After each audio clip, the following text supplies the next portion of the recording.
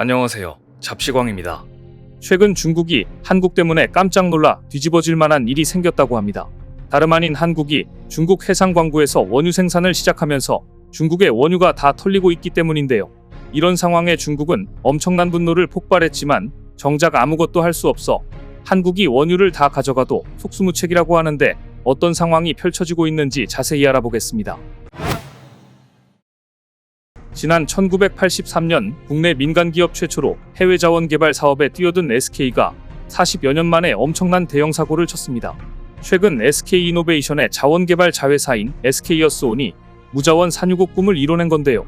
관련 업계에 따르면 SK에어스온은 지난 2015년부터 참여한 남중국해 해상 광구 사업에서 본격적으로 원유 생산을 시작했다고 알려왔습니다.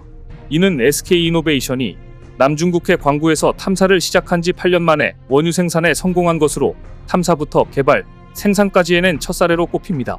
통상 자원 개발 프로젝트 성공률이 10% 미만에 불과하다는 점을 고려하면 이 같은 성과는 이례적이라는 평가입니다. 지난달 SK에어스온은 중국 국유 석유 기업인 중국해양석유집단유한공사 CNOOC와 함께 남중국해 북동부 해상에 있는 17-03 광구 내 루펑 12-3 유전에서 원유 생산을 시작했다고 알리는 등 에너지업계에 놀라움을 선사했습니다.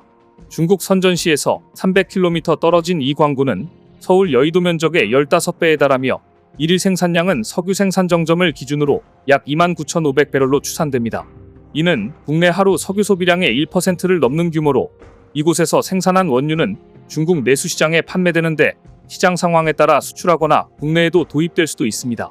해당 사업은 CNOOC가 60%, SK에어스온이 40% 지분을 갖고 있는 것으로 알려졌는데 정유업계에 따르면 최대 생산량을 추산하면 앞으로 SK에어스온이 연간 4천억 원의 매출을 올리게 될 거란 전망입니다. 보통 유전 개발은 영업이익률이 연 50% 안팎으로 높은 편이어서 연간 약 2천억 원을 배당받을 것으로 보이는데 이에 따라 SK에어스온은 2년 안에 광구 개발에 들어간 투자금을 회수할 것으로 예상됩니다. 앞서 2015년 SK에어스온은 중국 국영 석유회사인 CNOOC와 관권 계약을 체결하면서 국내 민간기업 최초로 남중국해 해상 광구 사업에 뛰어들었는데요. 독자적인 광구 운영권을 확보한 이후 지질조사, 물리탐사 등 기초탐사 작업을 바탕으로 2018년 탐사 정시추로 원유를 발견하는 데 성공했고 유전평가, 생산시설 건설을 통해 8년 만에 원유를 뽑아내게 된 겁니다. 다시 말해서 이는 독자 탐사 사업으로 원유 발견부터 개발, 생산까지 해낸 최초의 사례라 업계 내에서 더욱더 귀감이 되고 있는 상황입니다. 실제로 대부분의 국내 정유사는 글로벌 정유업체와 달리 자체 보유한 유전이 거의 없기 때문에 수입한 원유를 가공한 석유 제품을 판매하는 구조여서 정제 마진에 의존해야 합니다. 이런 이유로 SK에어스온의 유전 개발 사례가 국내 정유업계에서 엄청난 스포트라이트를 받을 수밖에 없는 겁니다. SK에어스온의 경우 40년간 축적된 자체 석유 개발 기술로 초기 탐사에서부터 이번 생산에 이르기까지의 전 과정을 성공적으로 이끌 수 있었습니다. 특히 SK에어스온은 이번 남중국해 해상 광구 사업을 진행하면서 원유 생산 단계에서 발생하는 이산화탄소를 줄이기 위해 저감 노력을 펼치며 ESG 경영 행보에도 앞장섰는데요. 실제로 SK에어스온은 이산화탄소를 저감하기 위해 설계 시점부터 발전기 배기가스 폐열 재활용, 설비 전동화 등을 생산시설에 도입했다고 설명했습니다. 그런데 사실 SK이노베이션의 석유개발 사업 자회사인 SK에어스온은 출범 때부터 석유개발과 친환경 두 개의 축을 중심으로 탄소 중립 회사로 거듭나겠다는 큰 포부를 안고 출발했었습니다. 우선 SK에어스온은 2021년 10월 독립법인으로 출범하며 석유개발과 탄소 포집, 저장 전문 기업으로서의 파이낸셜 스토리 실행을 가속했는데요. 친환경 영역에서도 성과가 나타나고 있는데 탄소 감축을 위해 원유 생산 과정에서 이산화탄소를 저감하고 발생한 이산화탄소를 지중해 영구히 저장하는 방법을 시도하고 있는 상황입니다. 특히나 석유개발 영역에서는 앞서 말씀드렸던 것처럼 중국 17-03 광구의 원유 생산을 시작한 것을 비롯해 이딴 성과가 꾸준히 있었습니다. 실제로 지난해 SK에어스온이 말레이시아 지역 첫 광구를 낙찰받아 관권 및 광구 운영권을 확보하는 등 석유 탐사에 본격적으로 나서고 있는 중입니다. 이를 위해 SK에어스온은 작년 4월 말레이시아 국영 석유회사인 페트로나스 및 말레이시아 사라왁주 석유개발회사 페트로스와 광구 생산물 분배 계약을 체결하며 호대를 닦았습니다. 그리고 같은 해 말레이시아 광구 입찰에 참여해 사라왁 해상에 위치한 SK427 광구를 낙찰받았는데요. 이를 통해 육해상의 일정 구역에서 석유와 가스 등 천연자원을 채굴하기 위한 목적으로 취득하는 권리인 광권을 획득한 겁니다. 해당 계약으로 SK에어스온이 확보한 SK427 광구지분은 85%로 광구의 탐사 및 개발, 생산을 책임지고 수행하는 운영권자가 됐습니다. 이렇듯 지난 6월 SK에어스온은 나머지 15%의 지분을 보유한 페트로스와 협력해 본격적인 광구 탐사에 들어갔는데요. 석유 개발 사업이 보통 수년의 시간이 걸리는 만큼 SK에어스온의 말레이시아 광구 개발의 관전 포인트 역시 주변 석유 매장량과 천의 수심이 될 것으로 보입니다. 인접한 곳에서 석유가 발견된 사례가 있다면 새로운 광구에서도 석유가 발견될 확률이 높은 상황으로 기대를 걸어도 좋을 것 같습니다. 실제로 427 광구는 사라왁 천해에 있는데 이 지역에서는 2020년 한 해에만 18억 배럴에 달하는 규모의 매장량이 확인됐었습니다. 코트라에 따르면 말레이시아의 석유 확인 매장량은 아시아에서 세 번째로 천연가스 확인 매장량은 다섯 번째로 많은데 주요 매장지는 말레이반도 2곳, 사라왁 1곳, 사바 3곳 등 총 6곳으로 알려졌습니다. 아직 개발의 극초기 단계이기 때문에 현재까지 알려진 건 아무것도 없지만 주변에 석유 개발 사례가 있어 전 세계 기업이 많이 진출해 있는 만큼 좋은 소식이 들려올 것 같습니다.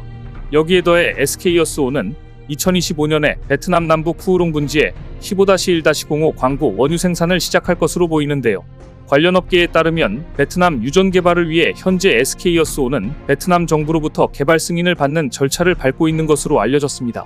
이렇게 속도를 낼 수 있던 건 앞서 2007년 SK이노베이션이 베트남 정부와 블록 채굴권 계약을 체결했기 때문으로 당시 SK는 베트남 15-1-05 블록을 탐사하던 중 원유를 발견했다고 밝혔었습니다.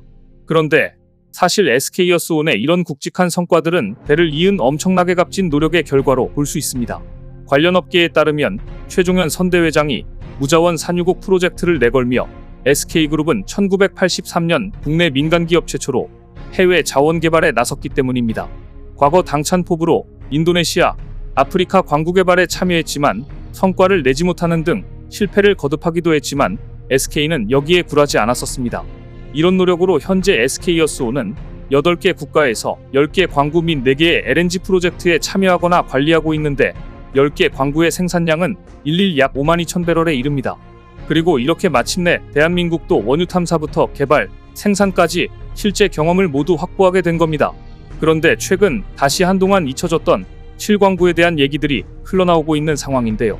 제7광구 정식 명칭은 대한민국 제7광구 석유가스전으로 제주도 남단 약 82,000제곱킬로미터 면적의 마름목볼 해저대지를 의미합니다. 미 에너지관리청에 따르면 남한 전체 면적의 약 80%에 이르는 광활한 해저대지에는 최대 약 1,000억 배럴의 석유 자원이 매장돼 있을 것으로 추정되고 있습니다. 같은 기준의 조사에서 공식적으로 산유국인 미국과 러시아의 석유 매장량이 각각 약 800억 배럴, 약 390억 배럴 수준으로 추산된 것과 비교하면 제7광구의 경제적 가치는 어마어마합니다. 그런데 안타깝게도 해당 지역에 대한 영유권은 한국, 일본, 중국 등 세계 국가의 이해관계가 복잡하게 얽혀 있습니다. 지난 1970년 6월 박정희 정부는 해저광물자원개발법이라는 법안을 공포했는데요. 법으로 당시 대한민국 정부는 한반도 인근의 해역을 여러 개의 광구로 구분해 일대에 대한 영유권을 선언하고 자원을 확보할 거라는 사실을 알린 겁니다. 이는 대륙붕이 이어지는 연장선을 기준으로 영유권의 우선순위를 결정하는 국제법 판례에 따른 건데, 이에 따르면 한반도 인근 총 9개 광구는 대한민국이 영유권을 주장할 수 있는 곳입니다. 그리고 이 중에서도 제주도 남단의 제7광구는 다량의 천연자원이 매장돼 있는 곳으로 추산되면서 우리나라에게 자원 선진국의 꿈을 꾸게 했는데요. 그러나 7광구 지역 인접국가인 일본과 지속되는 분쟁과 해당 지역을 탐사할 수 있는 기술 부재가 우리나라에게 부담으로 작용했습니다. 이에 1974년 일본과 한일 대륙붕 협정을 체결해 7광구 지역을 한일 공동개발구역으로 설정하고 향후 50년간 영유권 문제 논의를 보류하기로 했습니다. 협정은 1978년부터 발효됐는데 일본은 이미 1980년대 중반 여기에 손을 뗐지만 7광구에 대한 한일 공동개발 협정이 몇 년 뒤 종료될 수 있다는 전망이 나오면서 더 늦기 전에 손을 써야 한다는 주장이 나온 겁니다. 실제로 7광구 공동개발 협정은 발효 50년이 되는 2028년 6월이면 종료되는데 3년 전인 2025년부터 양국 어느 쪽에서든 조약 종료를 통보할 수 있는 걸 감안하면 사실상 협정 만료까지 2년밖에 시간이 남지 않았습니다. 2028년 협약이 종료되면 그때 돼서 일본이 억지 주장할 수도 있는 상황이 펼쳐질 걸 감안하면 7광구 개발 문제를 서둘러 매듭지어야 할 것 같은데요. 그런데 현재 일본 말고도 중국도 7광구를 탐내고 있는 상황이라 중국이 가세하기 전에 일본과 결판 내는 게 우리에게 가장 좋은 유리한 결론을 낼 수 있는 가능성이 있는 시나리오입니다. 협정 종료 후 중국이 7광구에 지분이 있다고 주장하며 인근에 해군을 배치하려 할 수도 있기 때문인데 그렇게 되면 상당히 골치 아파질 겁니다. 최근 들어 중국이 해상 유전 개발에 총력을 기울이기 시작한 만큼 중국의 심해시추 올인 움직임이 7광구에까지 손을 뻗치게 만들지 않도록 서둘러 만반의 준비를 다해야 할 것 같은데요. 한국은 이제 과거에 달리 우리 이것을 당당히 지킬 수 있는 외교력과 더불어 뛰어난 자원 개발 기술력을 보유하고 있기 때문에 이번에는 다른 결과가 나올 것으로 보입니다. 우리 스스로 자원 선진국으로 거듭날 수 있는 중요한 기회를 꼭 잡길 바라겠습니다. 오늘 준비한 소식은 여기까지입니다. 댓글을 통한 여러분들의 많은 의견 기다리겠습니다. 시청해주셔서 감사합니다.